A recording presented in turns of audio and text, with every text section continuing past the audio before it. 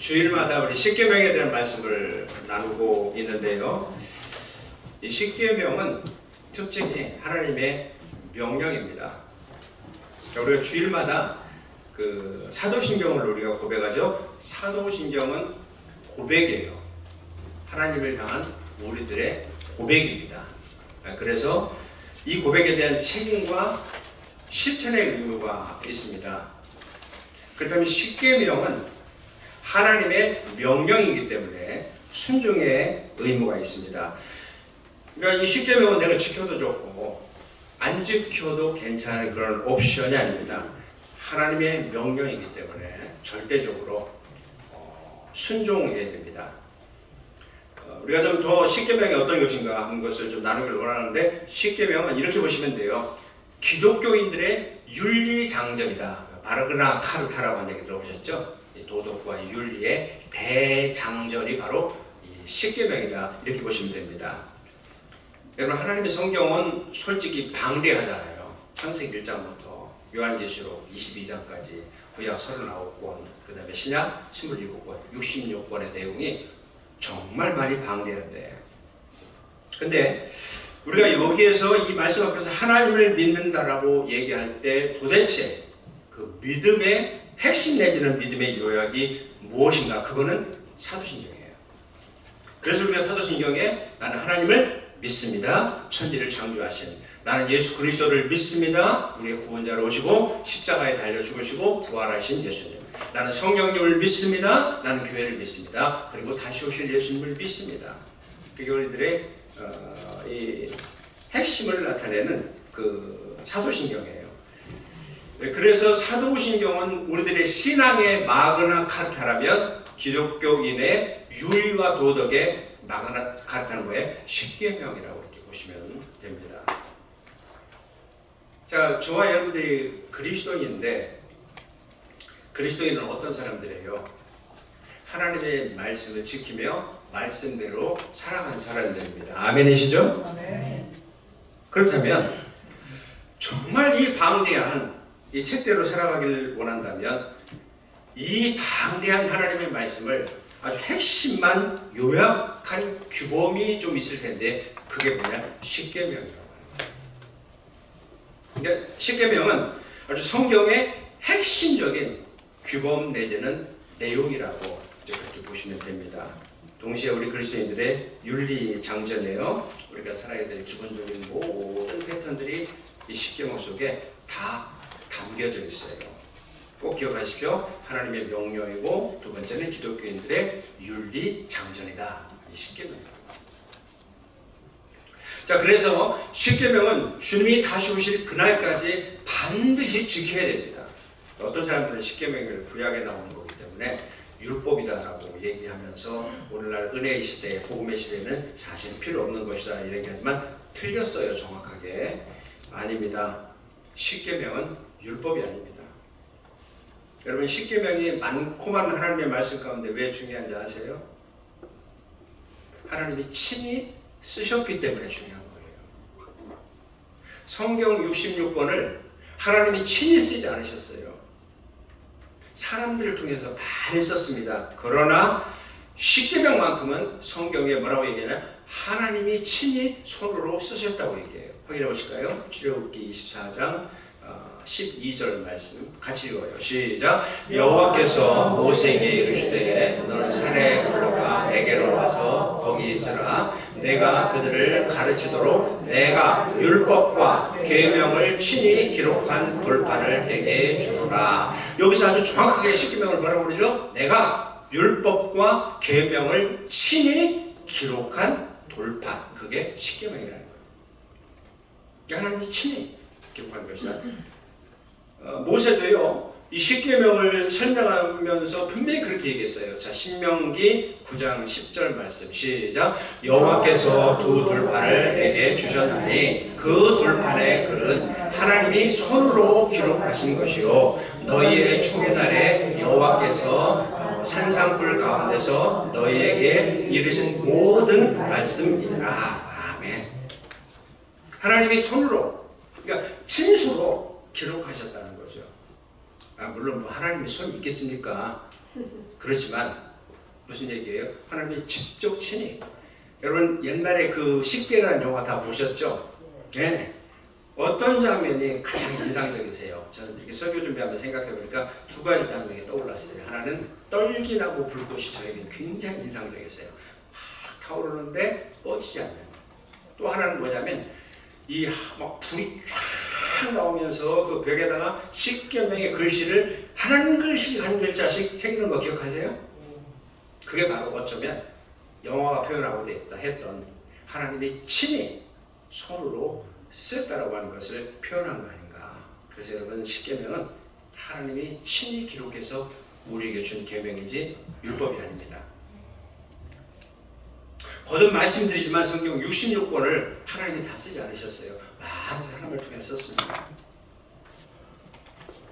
사람을 통해서 쓴 성경도 귀한 하나님의 말씀일진데 하나님이 친히 손으로 써서 우리에게 주셨다면 얼마나 중요하면 얼마나 소중하면 하나님이 친히 손으로 써서 우리에게 주셨겠는가. 그런 의미에서 십계명은 매우 중요한 하나님의 말씀이기 때문에 반드시 지켜야 됩니다. 또 하나 우리가 이 십계명을 놓고 알아야 될 중요한 게 뭔지 아세요? 이 10가지 계명은 상호적인 계명이에요. 무슨 얘기냐면 어떤 특정한 부류나 사람들만 지키라고 주신 것이 아니라 상호 모든 사람들에게 다 해당되는 그런 계명이라고 하는 거예요. 예를 들면 이 계명은 목사들만 해당된다? 아니에요. 모두에게 어느 쪽이든 다 해당돼요. 예를 들면 제1계명이 뭐죠? 나 외에 다른 신을 내게 두지 말아라. 나는 너희의 1인자다라고 이렇게 우리가 해석을 했죠.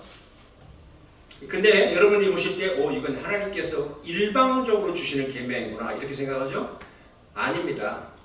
여러분 나 외에 다른 신을 내게 두지 말라라고 하는 뜻은 그 속에 어떤 게 담겨진지 아세요?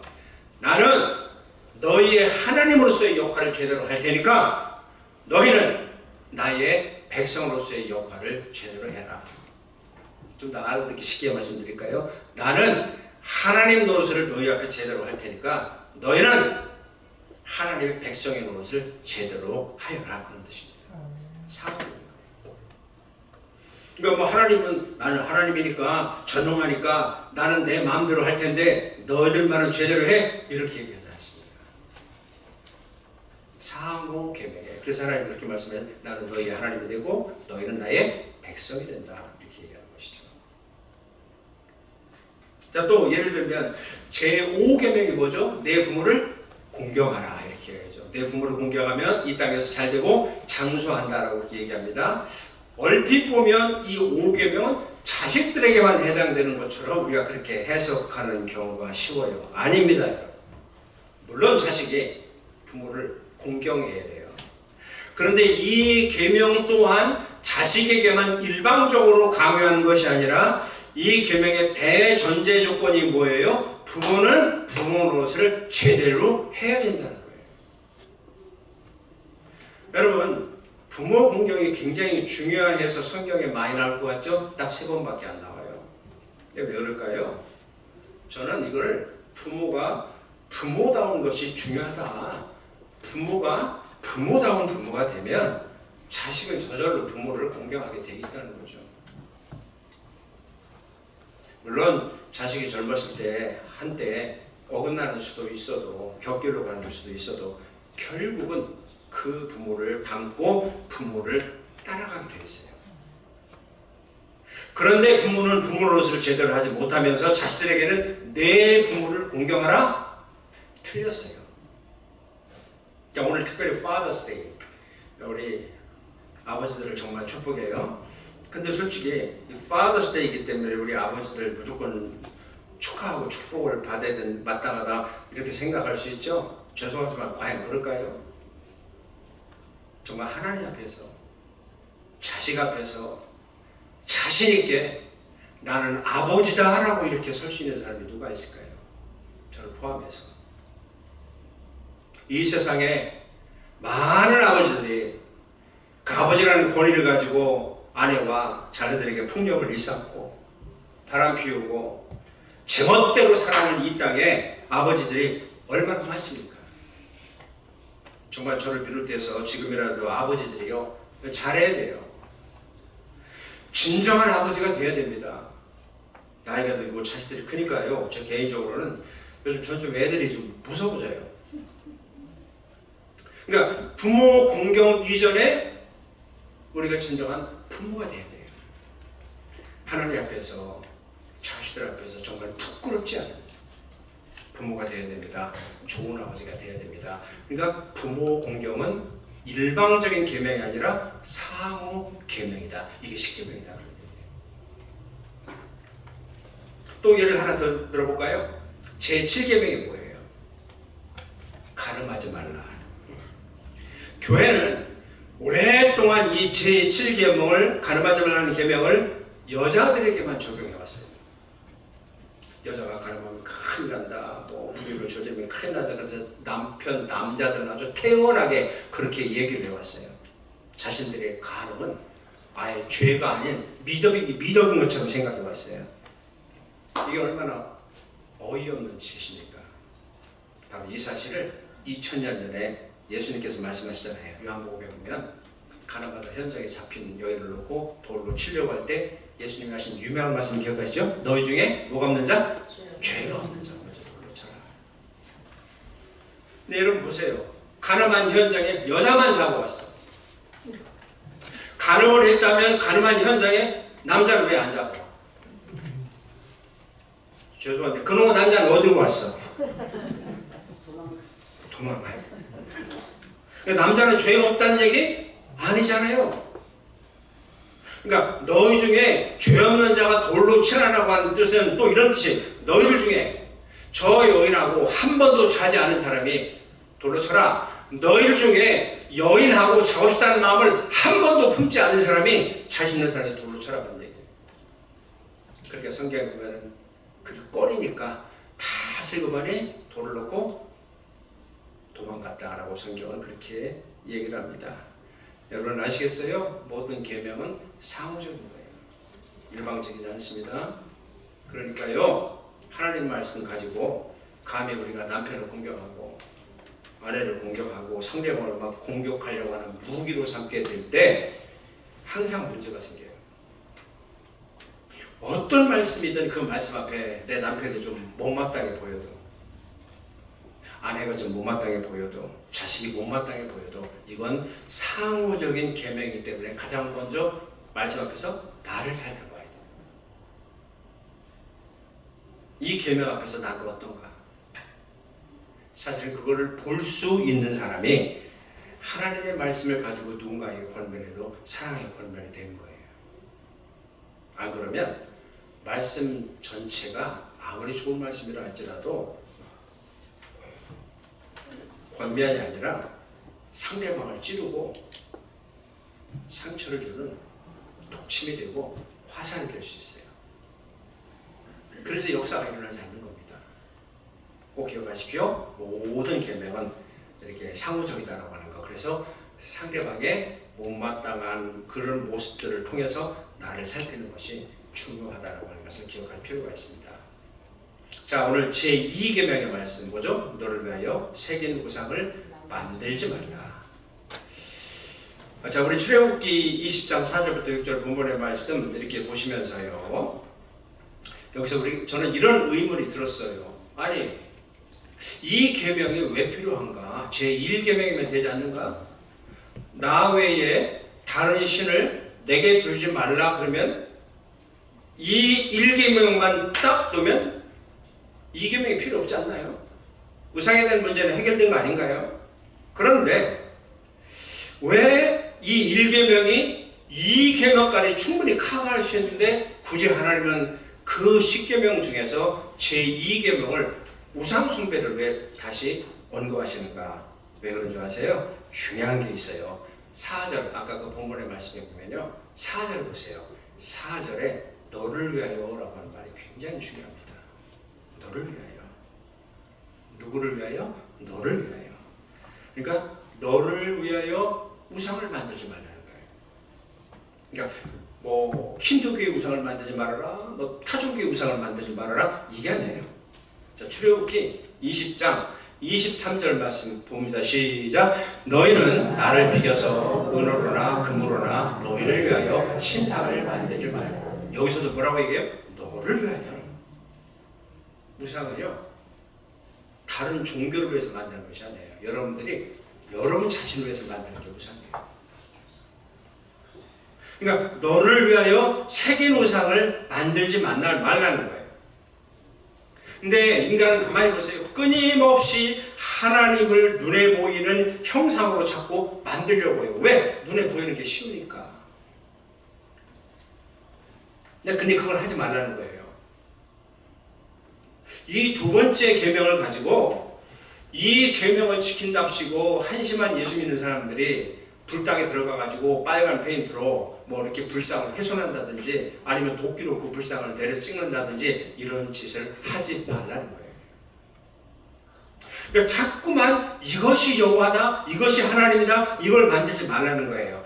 하나님은 어떤 것이든 그럴 듯해 보이는 것이라 할지라도 더 이상 하나님은 그런 것에 포함되고 얽매이는 분이 아니에요. 자, 우리 가장 대표적인 예를 봅니다. 출애굽기 32장 1절부터 5절까지 말씀인데요. 우리 같이 읽어봐요. 시작. 백성이 모세가 산에서 내려오미 더딥을 보고 백성이 아론에게 이르러 말하되 일어나라 우리를 위하여 우리를 인도할 신을 만들라. 이 모세 곧 우리를 애굽 땅에서 인도하여 낸 사람은 어찌 되었는지 알지 못함이니라. 아론이 그들에게 이르되 너의 아내와 자녀의 귀에서 금고리를 빼어 내게로 가져오라. 모든 백성이 그 귀에서 금고리를 빼어 아론에게로 가져가매 아론이 그들의 손에서 금고리를 받아 부어서 조각칼로 새겨 송아지 형상을 만드니 그들이 말하되 이스라엘아 이는 너희를 애굽 땅에서 인도하여 낸 너희의 신이로다 하는지라. 아론이 보고 그 앞에서 제단을 쌓고 이에 아론이 공포하여 이르되 내일은 여호와의 절일이니라 하니. 이 말씀 보세요. 여러분 이 말씀 앞에 우리가 이해가 안 되는 장면들 아닌가요? 분명히 홍해가 갈라지는 것을 두 눈으로 똑똑히 보았으면서 하늘에서 만나와 메추라기가 떨어지는 것을 직접 먹어봤던 그들이 왜 우상을 만드냐고. 정말 이해가 되지 않아요. 1절 다시 한번 보세요. 1절에 보면 백성이 모세가 산에서 내려오미 더딤을 보고 모여 백성이 아론에게 이르러 말하되 일어나라 우리를 위하여 우리를 인도하는 신을 만들라. 이 모세 곧 우리를 애굽 땅에서 인도하여 낸 사람은 어찌 되었는지 알지 못하노라. 이 말씀 잘 주목해 보세요. 이 무슨 뜻이냐면 이때까지 지금 이스라엘 사람들에게 모세가 하나님인 거예요. 여기서 이 모세 뭐라고 설명합니까? 우리를 애굽 땅에서 인도해낸 사람. 하나님이 성경에 보면 끊임없이 얘기하는 게 내가 너희를 애굽 땅에서 인도해낸 여호와 하나님이다. 기억하시죠?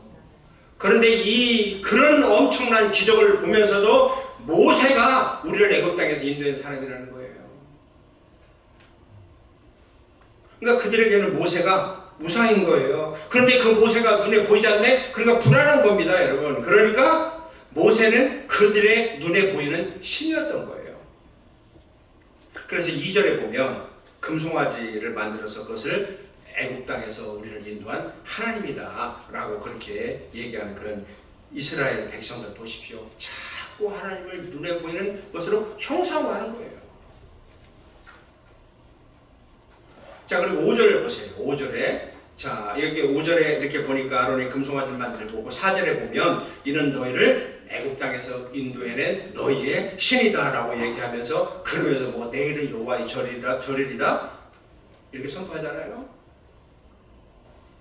여러분 이 금송아지가 누구예요? 이게 하나님이라는 거예요. 그 사람들이 지금 볼 때는. 자, 여러분 이스라엘 사람들이 하나님을 망각해서 지금 금송아지를 만드는 것이 절대 아니에요. 자기들 딴에는 하나님을 사랑한답시고 이렇게 금송아지를 만든 거예요. 그리고 이게 하나님이라는 거예요.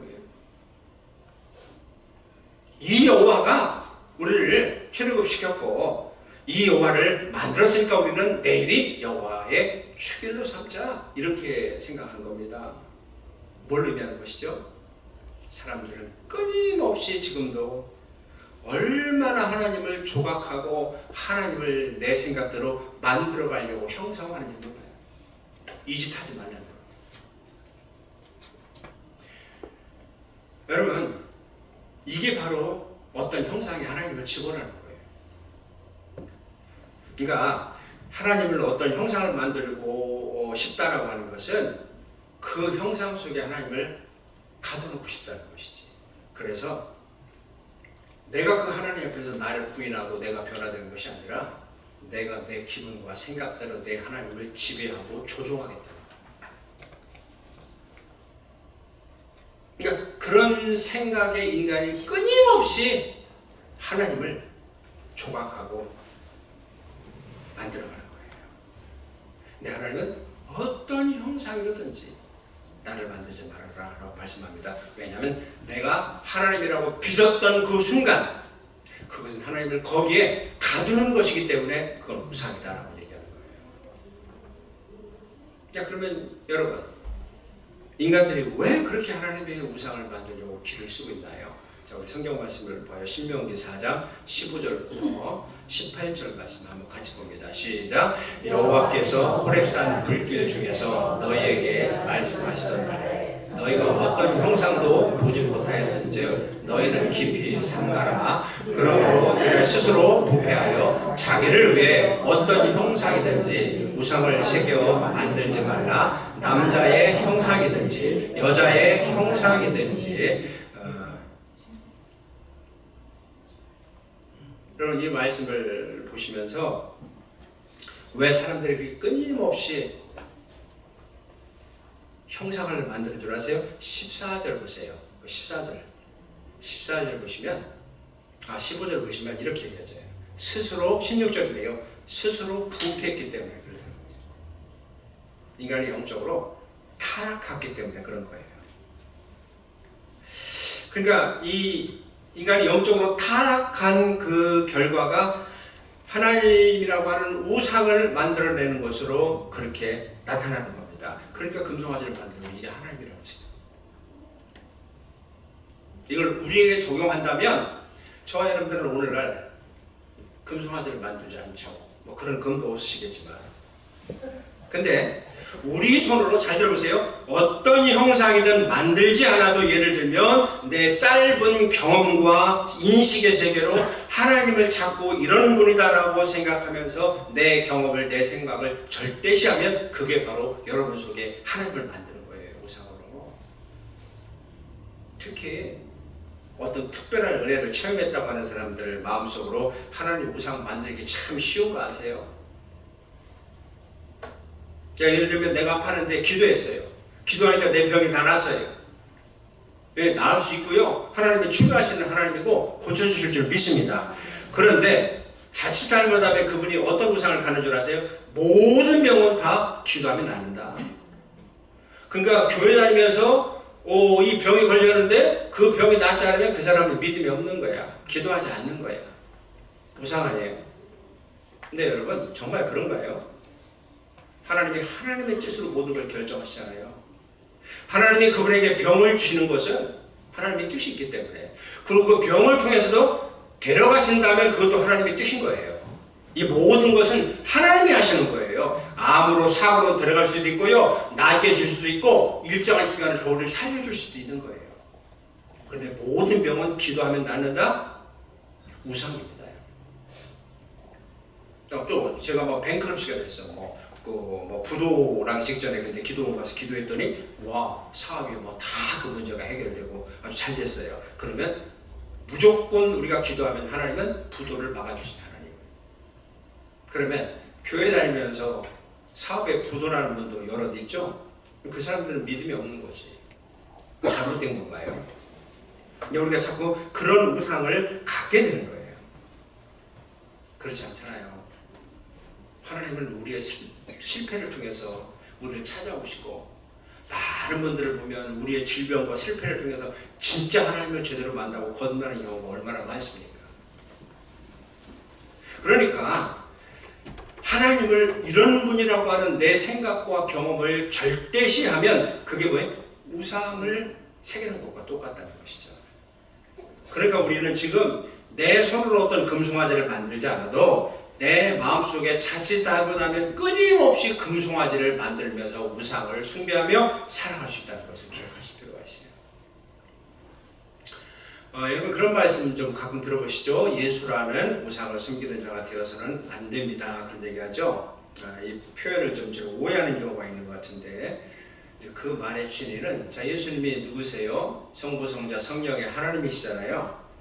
근데 그 삼위일체 하나님 이 땅에 육신으로 오셔서 그 예수님의 생애와 교훈을 다 기록한 것이 사복음서죠, 그죠? 마태복음, 누가복음, 요한복음까지. 근데 이 사복음은 그 분량이 소설책 긴 것보다 훨씬 짧아요. 그런데 내가 이 사복음을 다 읽고서 아 예수님은 이런 분이시구나, 나 예수님 다 알아 라고 나온다면 그게 우상이죠. 어떻게 신묘막측하고 광대하고 놀라운 하나님이신 예수님을 사복음의 그 문자 내용만 다 읽었다고 우리가 예수님을 알 수 있다고 얘기할 수 있겠습니까? 예를 들면 제가 자서전을 썼는데 여러분들이 그 자서전을 읽었어요? 그리고 나서 아 김병호 목사 이런 사람이네 하고 저를 다 알고 있다고 생각하면 천만에요. 오산입니다.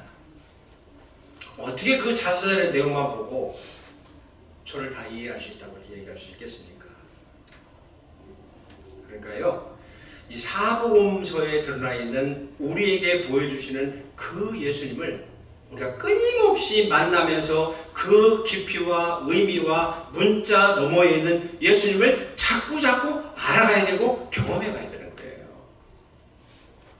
그러니까 자꾸 내가 알았다라고 하는 어떤 그 알을 고착화시키고 형상화시키는 것은 그거는 우상이고요. 그러면은 하나님 예수님과 더 깊은 교제가 불가능한 거예요.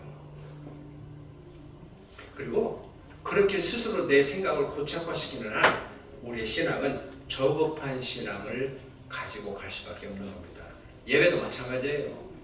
우리 예배 형식, 비전, 신앙도 마찬가지고요. 이거다라는 틀에 고착시키지 말고 자꾸 깨봐야 돼요. 그래야 더 새로운 것이 나오고 더 놀라운 것들을 경험하게 되는 거예요. 예를 들면 우리가 예배 때 복음성가 아 이건 아니야 찬송가만 불러야 돼. 그러면 그 신앙은 그분은 고착화되어 있는 거예요. 지금도 끊임없이 얼마나 하나님에 대한 기가 막힌 찬양들이 많이 나오니까 아까 불렀던 그 은혜라고 하는 찬양 얼마나 정말 내용이 귀합니까? 자꾸 열고 깨부숴야 우리는 더 놀라운 이 믿음의 세계로 들어갈 수가 있는 거예요. 아멘. 근데 자꾸 내가 경험한 것만을 가지고 그게 신앙이라고 그게 하나님이라고 고착시키지 마세요. 그 자꾸 깨가면 놀라운 내가 부르는 하나님의 경이로움을 우리는 경험하게 되는 거예요. 그런데 우리가 자칫 잘못하면 옛날에 내가 받은 은혜, 옛날에 신앙생활하는 맨 그 과거만 가지고 평생을 울고 먹으려고 하면 이거는 정말 끔찍한 겁니다. 그것만 울고 먹지 말고 내가 지금 이 삶의 자리에서 하나님을 만나고 또 하나님을 경험하며 하나님과 동행하고 예수님과 성령님을 경험해야 되는 겁니다. 이게 바로 너희를 위하여 우상을 만들지 말라라고 하는 올해 적용이라고 저는 여러분들에게 말씀드리고 싶어요. 사랑하는 여러분, 오늘 제2계명 너를 위하여 우상을 만들지 말아라. 여러분, 하나님은 하나님이세요. 하나님은 어떤 틀과 형식 안에 들어있는 분이 아닙니다. 여러분의 생각과 여러분의 소견으로 하나님을 빚으려고 하지 마십시오. 그리고 하나님의 하나님 되심을 더욱 알려고 힘쓰고 그 하나님을 더욱 예배하기를 힘쓰고 그 하나님께 더욱 나아가서 경험하기를 원할 때 여러분들에게 영적인 그 지경이 더 새로워지고 넓혀지는 그 은혜가 날마다 있기를 주님의 이름으로 축원합니다. 나의 영혼이 잠잠히 하나님만 바라며 나의 구원이 그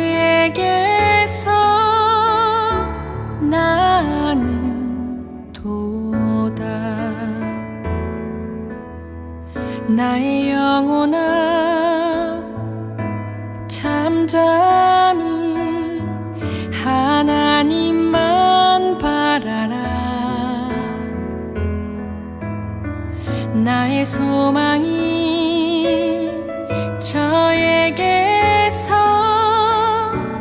나는 도다. 오직 주만이 나의 반석, 나의 구원이시니.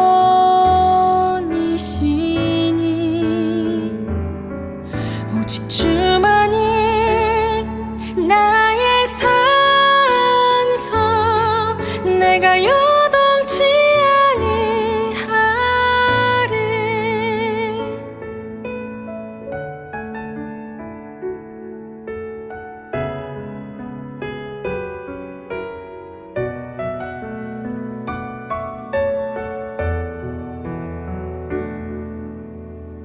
나의 영혼이 간절히 여호와를 갈망하며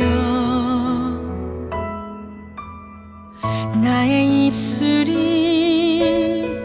여호와를 찬양하리.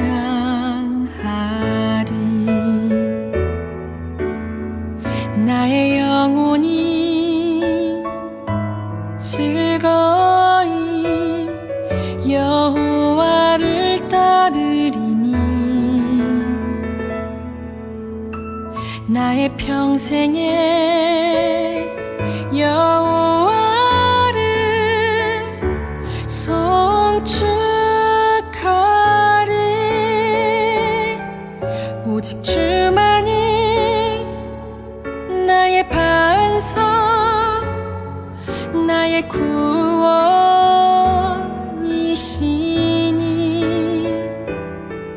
오직 주만이 나의 산소, 내가 요동치 아니하리. 오직 주만이 나의 반석, 나의 구원이시니.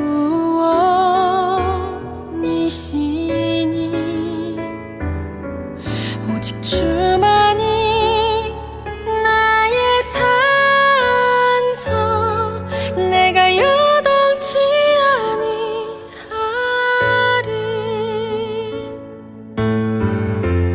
나의 구원, 나의 영광 하나님께 있으니. 내 힘의 반석과 피난처 되시네.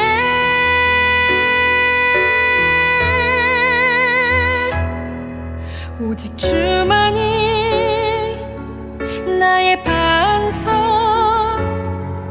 나의 구원이시니.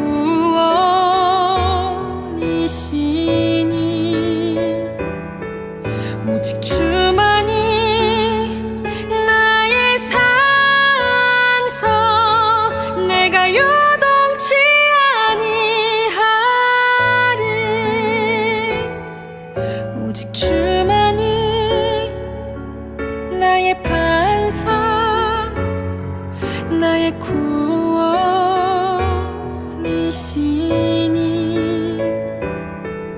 오직 주만이 나의 산소, 내가